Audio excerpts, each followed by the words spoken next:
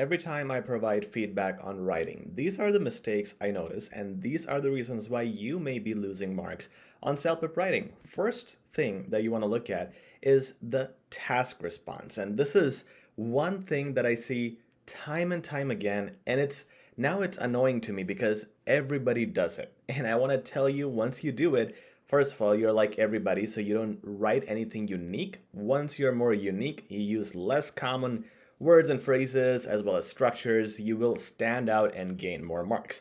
So that's important. But more importantly, when you say these wordings, you lose all task response marks.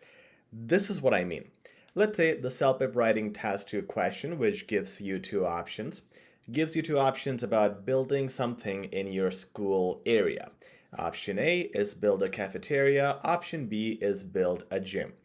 Now, you selected cafeteria, and the reason you're giving is, well, we should build a cafeteria because there are already so many gyms in the school and around the school that we don't need a gym. So we need a cafeteria, okay? Let's say you give that reason, and that already is a very wrong thing to do. But later on, you also add in your next paragraph, we have none, which by that I mean to say, we have no cafeterias, so we need to have one. There's a big problem here. When you're giving reasoning like this, you are not talking about the essence of the selected option. If you pick cafeteria, explain the benefits of that. Explain the why and how. Okay, we want a cafeteria because students currently have to go outside to buy lunch in restaurants, which is expensive, but a school cafeteria is going to be cheaper as it serves students.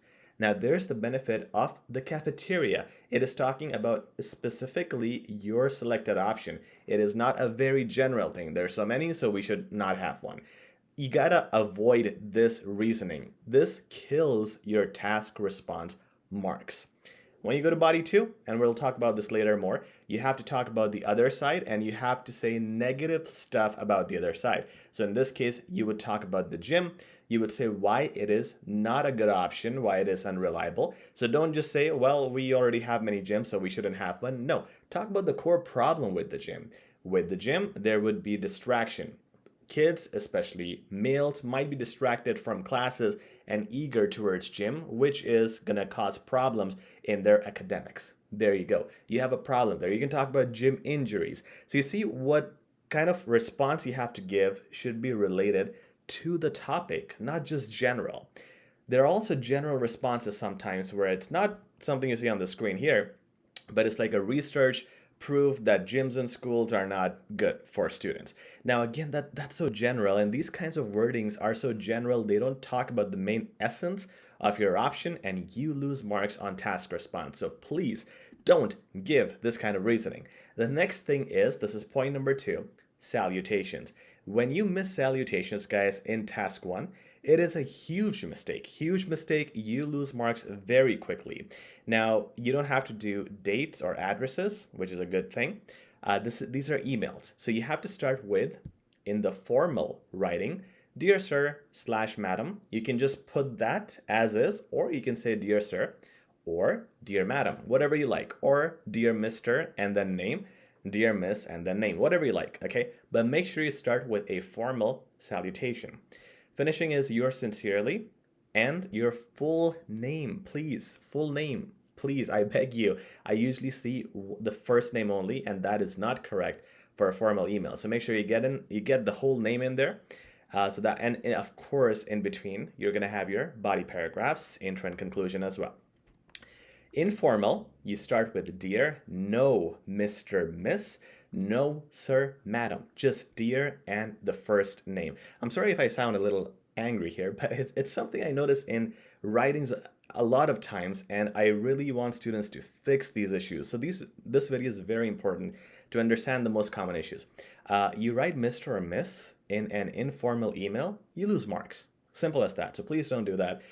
The middle part are going to be your paragraphs, followed by the ending salutation. There's so many versions. Yours truly, best wishes. The best thing to do is say best regards. All examiners are going to be okay with that. You don't need any fancy wordings and salutations. This is just generally the most accepted one for informal emails, best regards, and first name only. Now, it's not a major crime if you put the full name, but for informal emails, it's best to just put the first name because you're talking to a friend or a family member who knows you. Okay, moving on to the third biggest mistake. This is in task one. Most mistakes happen in task one. Examiners are looking at your bullet points when they're observing task response. They're looking for you to be able to answer each bullet point. Sometimes you do, and sometimes you can miss it. Sometimes the examiner might not see you answering them correctly. The best way to avoid all these problems is by putting one body paragraph per bullet point. So you have your intro, body 1, body 2, body 3, and conclusion. A total of 5 paragraphs go in task 1. Now, what body 1, 2, 3 do is they show the examiner, hey, body 1 is bullet point 1, body 2, bullet point 2, body 3, bullet point 3. This structure gives you marks for a good structure, good cohesion. So you earn marks there, and it makes it very clear to the examiner, bullet point is here, this bullet is here, this bullet is here, and this bullet is here. So you break down the information very nicely. It's easy for you to, and easy for the examiner to understand it and give you those marks. So please don't be lazy and put things in one body. Just make 3 bodies for the 3 bullet points. Simple as that. And again, something people don't usually do. Another thing people don't usually do is when they go in task 1. This is for the formal emails. They mention weird stuff, like they will talk about their name, they'll talk about their background, stuff that is not asked in the question. And by the way, the things that are asked in the questions, bullets 1, 2, and 3, they should be in body paragraphs 1, 2, and 3. In the intro, your job is to mention the purpose. The purpose of my writing today is, the objective of my writing today is, tell the reader why you are writing. That is the format of the formal email. Make sure the purpose goes at the start in your intro paragraph, nothing else, all right? Nothing else. Make sure you get it in there. And now let's look at the final thing. Task 2, essay. Not talking about the other side is a major problem. When you choose your side among options A and B, most students talk about option A, for example, or option B. Like you would talk about your option only. And by the way, you can still score 11 or 12 with that, given you have excellent vocabulary, range, and structure, and all of that, all those great things. But a lot of people would earn less marks by choosing that strategy. If you want to guarantee yourself a good mark, make sure to talk about the other side as well. So let's say you selected option A. Body 1, you talk about option A, talk about why it's such a good option. But body 2, you got to talk about option B negatively. Tell the examiner why option B is negative, why it hurts to choose that.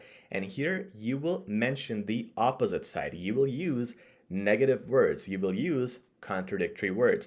All these things give you a huge range of vocabulary. It shows versatility and breaks down the structure very nicely, helps in task response too, because a lot of people cannot think of multiple points for one option. But if you have 2 options being compared, you can come up with good, valuable points. So make sure to use that, and make sure to avoid all these errors, because these are the most common things I see, and I really wish in your feedback that I provide when you send me your writings, I don't have to repeat this anymore. So again, for your benefit, please tolerate my anger, because I want you guys to score the best marks. And if you want to see what other mistakes you're making, send us your writing at info@hzadeducation.com for a free assessment.